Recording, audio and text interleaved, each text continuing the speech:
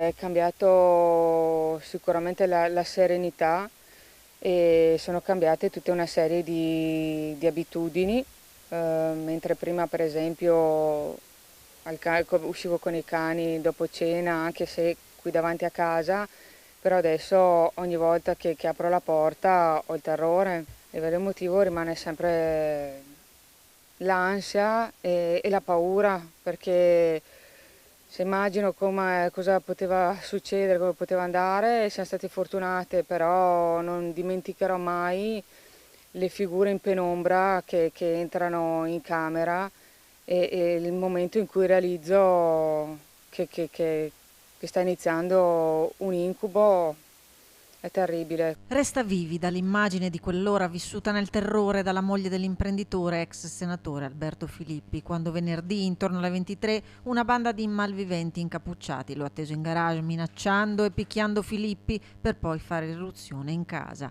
Ostaggio per un'ora dei banditi, lei in camera con le figlie mentre cercavano oggetti di valore, la preoccupazione per il marito portato in un'altra stanza. Hanno iniziato tutti e due a aprire cassetti e rovistare, fino a quando poi hanno trovato quello che probabilmente stavano cercando e mi hanno fatto stare nel letto con le bambine e ci hanno tenute sequestrate per un'ora di terrore, perché in qualsiasi momento la situazione poteva degenerare, poteva succedere qualsiasi cosa.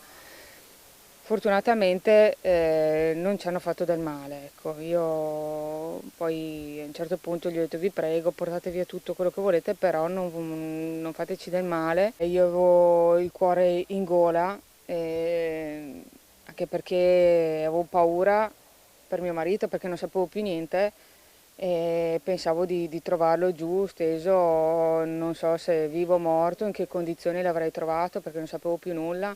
Non sapevo quanto potesse durare questa situazione e quindi molta ansia, e devo dire che sì, ancora adesso rivivo quei momenti e non so se riuscirò mai a cancellarli. Intanto continuano senza sosta le indagini dei carabinieri di Vicenza. Abbiamo fiducia nelle indagini e quindi attendiamo e speriamo che ci siano dei riscontri il prima possibile e che si concluda questa vicenda quanto prima.